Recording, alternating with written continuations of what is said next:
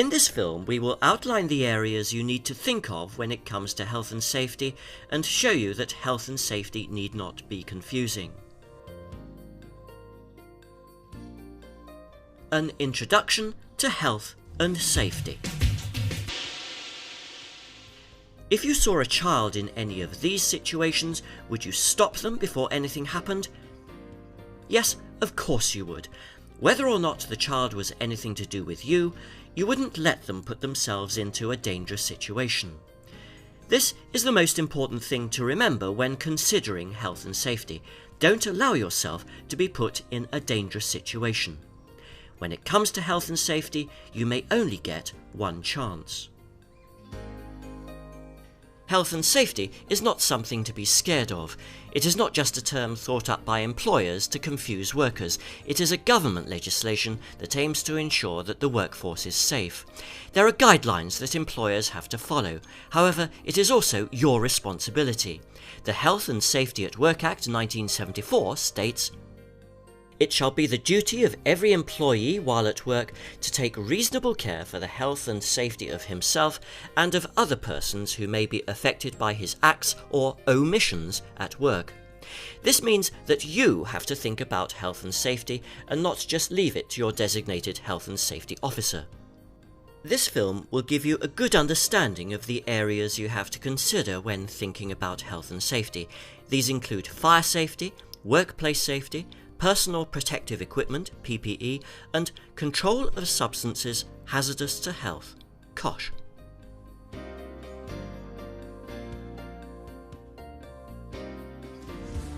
Workplace safety. If you follow these golden rules, you'll be less likely to be injured or to suffer illness at work. Work tidy. In order to keep yourself safe and working efficiently, you need to keep your workspace clean and tidy. Working in an untidy manner or workplace is stressful and frustrating, not to mention inefficient. Get training. One of the ways of reducing accidents in the workplace is training. You will be instructed in the safe use of equipment, machinery, and safe working practices. Be familiar with your workplace. You should be familiar with your workplace and the task or jobs you have to carry out. It is essential to know where the fire exits, call points, and fire extinguishers are located.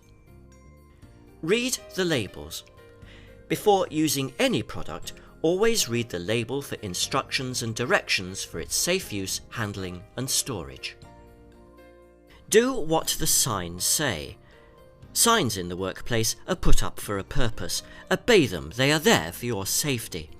Never obscure signs, add graffiti, or remove them. Regular maintenance and servicing. Keeping your plant, machinery and equipment serviced and in good repair is good business sense. It will also reduce failure, breakdowns, and reduce the risk of accident and injury. Always disconnect and lock off equipment before starting maintenance work. Never try to fix equipment if you are not trained to do so. Report all accidents, incidents, and breakdowns. You should report all accidents, incidents, and near misses to a supervisor or manager. It is also good practice to report all equipment faults, breakdowns, and so on in the workplace that you think could be dangerous. Work within the safety guidelines. For every task, there should be safe working practices. Most of these will be based on common sense. Never take shortcuts or try to modify your task or equipment. Don't fool around. Your workplace has many hazards. Hundreds of people are injured every year when foolish actions go wrong. Use your common sense. Many accidents are caused by human error, and many can be prevented by common sense. Over the years of experience at school, at play, and at work, you have built up a vast knowledge of what is and what isn't dangerous. Slips, trips, and falls. Slips and trips are often seen as a joke. However, in reality, nothing could be further from the truth. Slips and trips are the most common causes of major injuries at work. They occur in almost all workplaces, and 95% of major slips result in broken bones, and they can also be the initial causes for a range of other accidents such as falls from height. Most slips occur in wet or contaminated conditions. Most trips are due to poor housekeeping.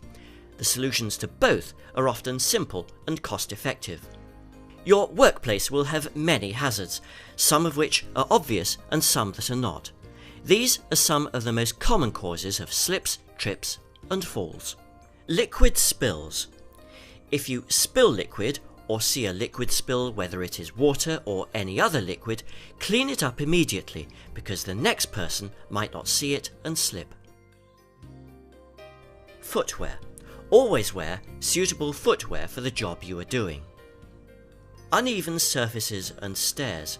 If floor surfaces or stairs are worn or cracked, they can be a danger and need to be reported to your health and safety officer. Loose mats are also a danger. Make sure loose mats have good gripping properties. Objects on floors. If you drop something or see something lying around, pick it up, because something as small as a pen can cause serious damage when slipped on. Bad weather. Take care when working outside. Excessive water and ice can be serious hazards. Cables. Trailing cables are the most common causes of trips, but the easiest one to avoid. If possible, reroute the cable to a safer place. If the cable must be in a walkway, use a cable bridge or warning sign. Ladders. If you've not been trained to use a ladder at work, then don't use it. If you have, always inspect it to see that it's safe. Look for worn or missing rungs. Always place the ladder on a firm and flat base. Secure the ladder at top and bottom. If you can't secure it at the bottom, ask someone to foot the ladder. Desks and chairs. Using desks and chairs to work at height is extremely unsafe and should never be done. Swivel chairs are extremely dangerous when used as a step. Fixed installations. Climbing on machines or racking to gain height for working is dangerous. They are not designed for people to climb on, and you could be breaking the law. Don't do it. Preventing slips, trips and falls is not difficult. It's based on safe working practices and just plain old common sense. Common sense can mean fewer accidents, less suffering, fewer working days lost, increased production and increased profit. Common sense also helps save lives.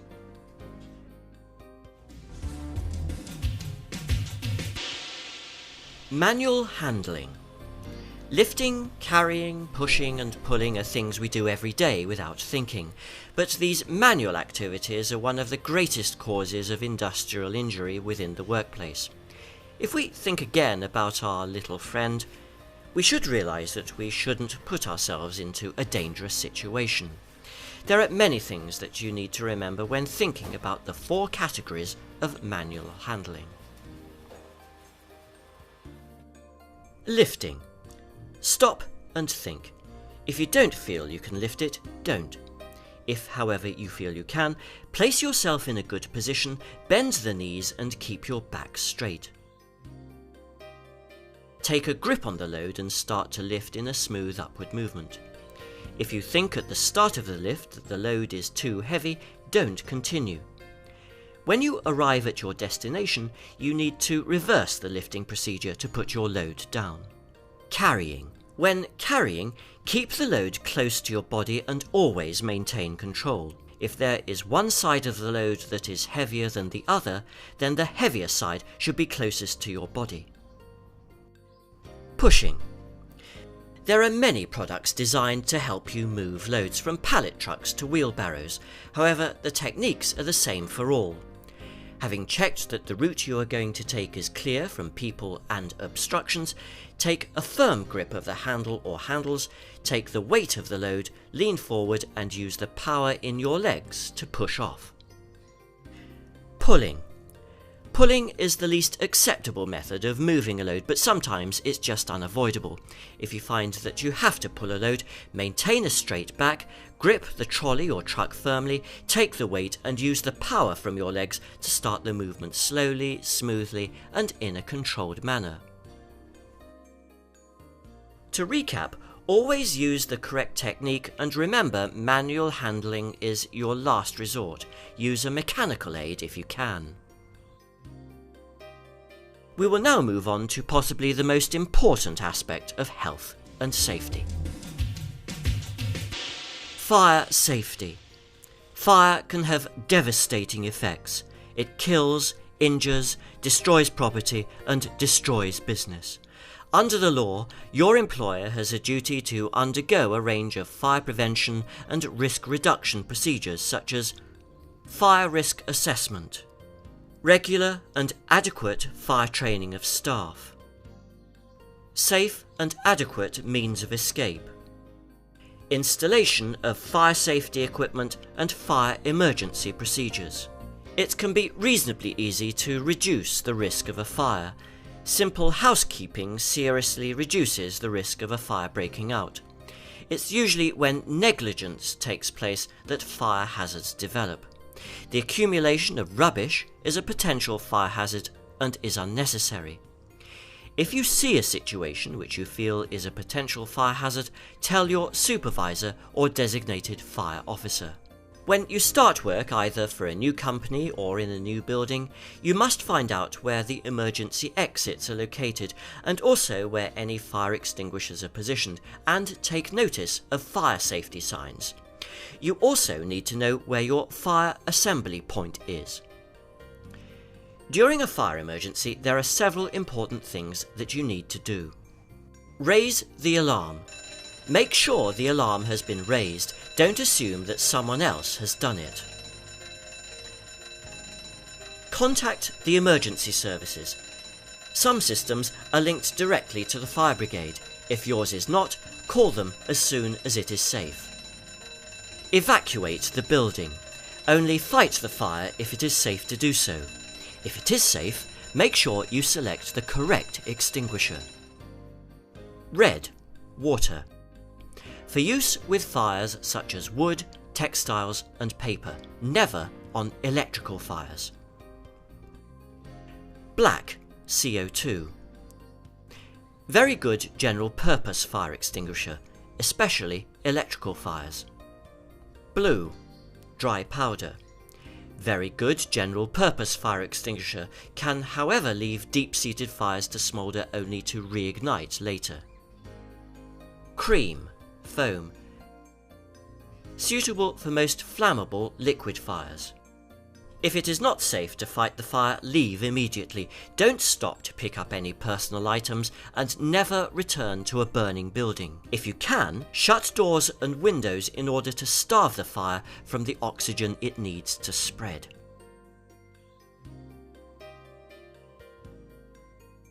The next subject we will look at is COSH, or Control of Substances Hazardous to Health. COSH. Hazardous substances in the workplace are a potential threat to our short and long-term health. Every year there are hundreds of serious accidents involving hazardous substances, and in some cases leading to long-term permanent injury or illness, and in some cases even death. What is a hazardous substance? Hazardous substances come in many different forms, such as liquids, solids, gases, powders, dusts, bacteria and viruses, and vapour and fumes. All of these are equally dangerous and can affect many parts of your body. They could affect your skin. Skin can be burned, develop rashes, or absorb substances. Heart. The heart can be damaged by a wide range of substances, such as metal fumes that could have been inhaled. Lungs. Many substances that can be inhaled will damage your lungs. Kidneys. A lot of substances that get into your body will be filtered through your kidneys. During that process you can suffer damage to these vital organs. Nervous system. Your nervous system is vital for your survival. Hazardous substances can have a deadly effect. As an employee, you must follow the safe working practices laid down by your employer. It is also up to your employer to make sure that if your job requires it, you have relevant training and instruction. The most important thing for you to remember whilst thinking about COSH is your personal protection. If a job is a risk to your health, then you must make sure that these risks are monitored by competent staff. You must also be provided with and wear the correct personal protective equipment, PPE. This is our next subject. PPE. The Personal Protective Equipment at Work Regulations 1992 states that every employer shall ensure that suitable personal protective equipment is provided to his employees who may be exposed to a risk to their health and safety. PPE is available to protect all parts of your body, including your eyes, ears, and respiratory system. The selection of PPE should be appropriate to the task and hazards it may present. The following criteria should be taken into consideration when choosing PPE for a particular job. The protective equipment should be suitable for the job, and it should give the user the right level of protection. It should take into account the needs of the user, that is, consideration to comfort and movement, and it should also be used and designed for the type of hazard that you're working with. As well as this, PPE needs to conform to British standards, taking into account specific regulations and specific job requirements.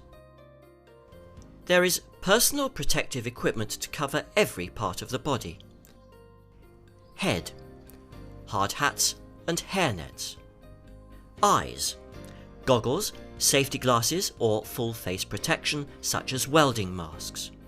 Noise and your hearing, ear defenders or earplugs. Inhalation of fumes, dust masks, breathing apparatus and full face shields. Hands and arms, gloves, gauntlets, chainmail gloves. Upper body, high visibility jackets, overalls, thermal clothing, harnesses. Lower body, protective trousers, knee pads.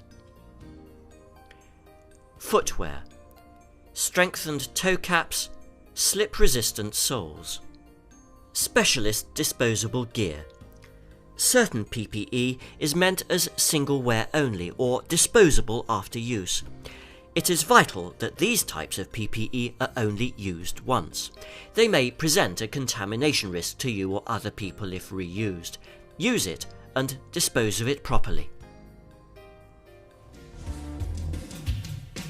Electrical safety. Electricity is one of the most dangerous things that you will come into contact with in your working life, but something most people use every day. There are certain do's and don'ts when you work with electricity. Report any faults immediately to your supervisor. Only work with properly connected and tested equipment. Pay attention to all safety signs.